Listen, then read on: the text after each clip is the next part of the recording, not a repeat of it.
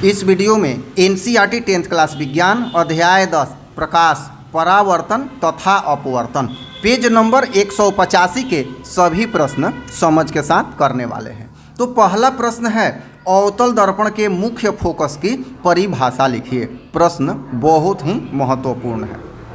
तो यहाँ लिखेंगे अनंत से आती हुई मुख्य अक्ष के समांतर किरणें दर्पण से टकराने के बाद मुख्य फोकस के जिस बिंदु पर एक दूसरे को काटती हैं उसे अवतल दर्पण का मुख्य फोकस कहा जाता है। देखिए फिगर में आप स्पष्ट देख रहे हैं, यहाँ पर बाएं साइड की अनंत से आती हुई मुख्य अक्ष के समांतर दर्पण से टकराती है और मुख्य अक्ष पर कहीं एक जगह यहाँ पे कट रही है, तो वही जो कट रहा है वही मुख्य फोकस है। इसे ही मुख्य फोकस कहा जाता है। अवतल दर्पण है तो अवतल दर्पण का।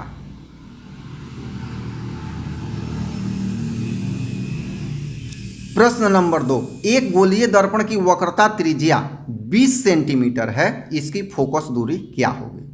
तो वक्रता त्रिज्या को r से सूचित करते हैं, यह है 20 सेंटीमीटर। तो एक सूत्र है, हम जानते हैं कि वक्रता त्रिज्या फोकस दूरी की दुगनी होती है, अर्थात फोकस दूरी वक्रता त्रिज्या की आधी होती है। तो यहाँ f = r/2 ये है वक्रता त्रिज्या और ये है फोकस दूरी। तो यहाँ पर r/2 r दिया है 20, तो 20/2 अर्थात फोकस दूरी क्या हो जाएगा 10 सेंटीमीटर। तीसरा नंबर प्रश्न, उस दर्पण का नाम बताइए जो बिंब का सीधा तथा आवर्धित प्रतिबिंब बना सके। तो अवतल दर्पण एक ऐसा दर्पण है जो बिंब का सीधा तथा आवर्धित प्रतिबिंब बनाता है। कब बनाता है? तो ये मुख्य स्थिति है कि जब वस्तु को मुख्य फोकस तथा ध्रुव के बीच रखा जाए तो यह प्रतिबिंब दर्पण के पीछे बनेगा जो आवर्धित होगा और काल्पनिक होगा अर्थात सीधा होगा। तो अवतल दर्पण पहले ही नोट्स में बता दिया गया है कि उल्टा सीधा बड़ा तथा छोटा सभी प्रकार का प्रतिबिंब स्थिति के अनुसार बनाता है। चौथा नंबर प्रश्न, हम वाहनों में उत्तल दर्पण को पश्च दृश्य दर्पण के रूप में वरीयता क्यों देते हैं? यहाँ हिंदी का शब्द है पश्च दृश्य दर्पण अर्थात साइड मिरर। साइड में जो दर्पण होते हैं, ग्लास लगा होता है पीछे देखने के लिए, उसी को कहा जाता है पश्च दृश्य दर्पण।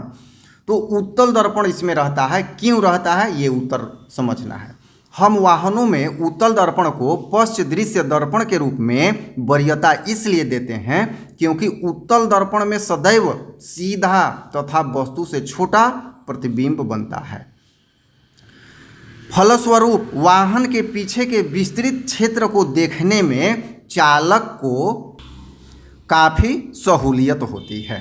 तो इसीलिए उत्तल दर्पण जो है किसी भी वस्तु का छोटा तथा सीधा प्रतिबिंब बनाता है। इसी कारण इसे वाहन के पश्च दृश्य दर्पण के रूप में प्रयोग किया जाता है ताकि पीछे का बहुत सारा भाग दिखाए, जिससे जो चालक है अर्थात ड्राइवर जो है पीछे की स्थिति को देखते हुए गाड़ी को अपने चलाए, जिससे उसे सुविधा महसूस हो।